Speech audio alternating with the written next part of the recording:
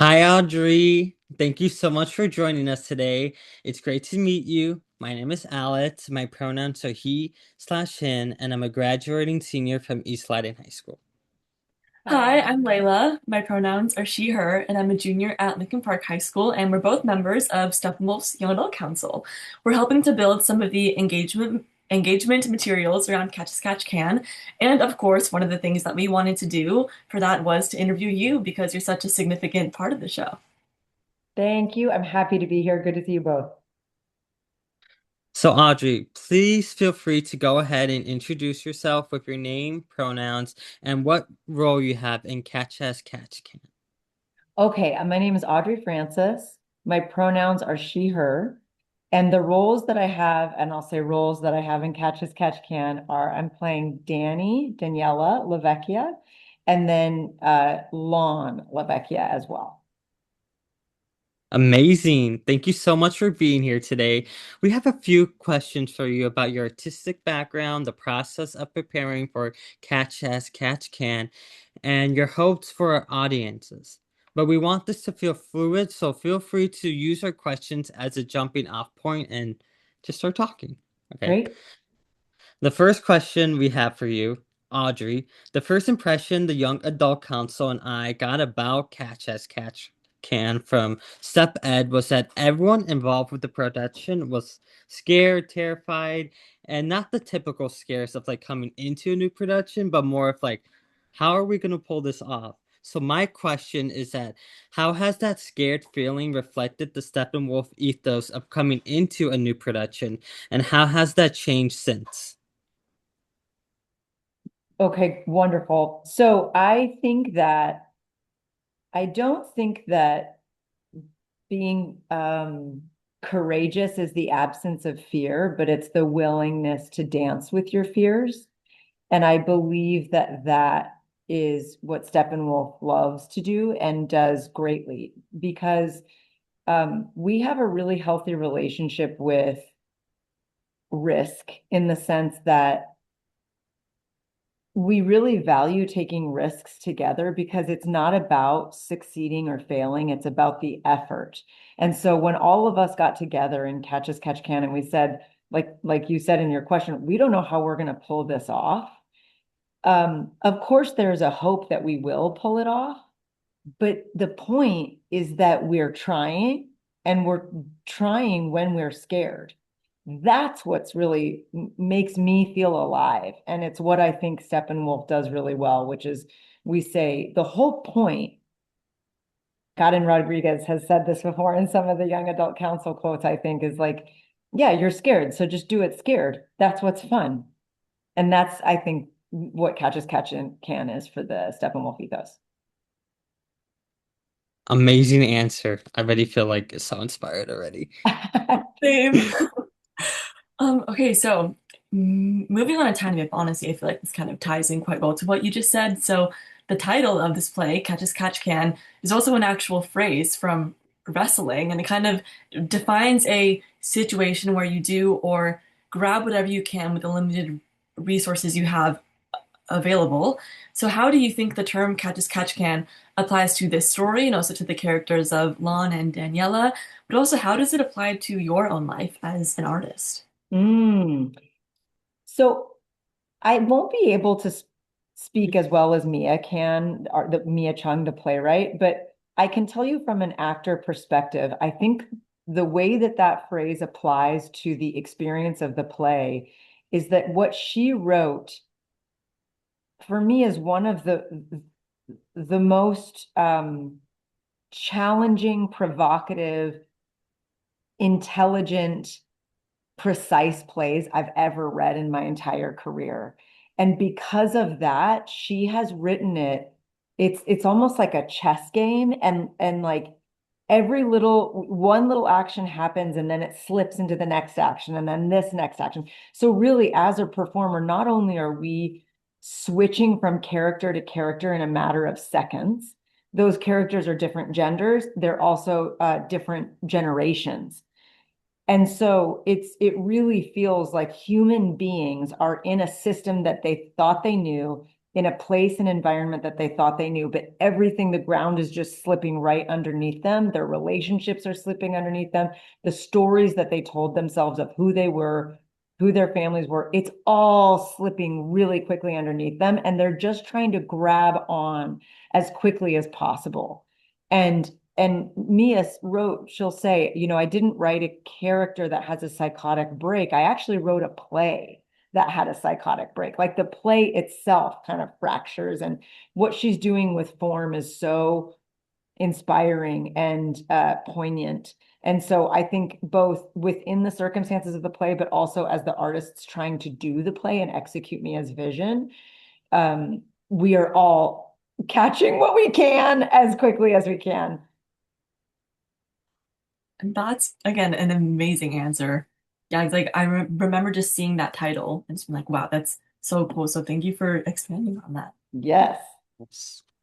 A follow-up question of what you already are talking about, Audrey, is that my favorite aspect of the play that Mia Chung wrote into Catch Us Catch Can is how you, Tim Hopper, Gary Cole simultaneously need to play two different characters with different age, purposes, and physicality.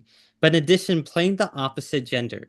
As an actor, what did you have to do to prepare yourself for this role, and what challenges or lessons came across in the rehearsal process? I had to memorize very early because I couldn't be wasting any time in the rehearsal room trying to remember a line, even though I still am trying to remember the lines. So that was the first thing. And then the second thing was I knew, because Amy Morton, our director, had told me early on, you're going to switch so fast. It's not like you're going to have a costume that's going to help the audience discern which character you're playing at which time. We don't have time for that. So I knew, okay, I have to figure out the physicality. And so I started watching videos of men in their 70s and how they would walk, or of course, we worked on a dialect because the family's from Rhode Island. So I was working on the dialect, the physicality, and the memorization 4 months ago. Great. Yes. Okay. Well, yeah, and I was like, I mean, I just think this play requires like so much of that, just like preparation, just because of how much it's going to go into it. And I'm so excited to like see it up on stage and to see what you do, what Gary does, what Tim does. I'm very Me excited. too, because we don't know what's happening yet. So to be honest, I'm excited to see what happens too, because we're in it right now. So I don't know what it looks like. Mhm. Okay, and then yeah, moving on, sorry. You obviously serve as one of the amazing artistic directors for Steppenwolf, and you also have a big part in kind of curating each season's shows. And so when you were kind of, within the season's selection process last year, what was your initial reaction to reading Catch as Catch Can, and what made it stand out to you, your co-artistic director Glenn Davis, and also everyone else involved, and what made you think that Catch as Catch Can would be a good fit to end Steppenwolf's big 50th season? Because obviously it's a very big year, as we know. Yeah, yeah, yeah.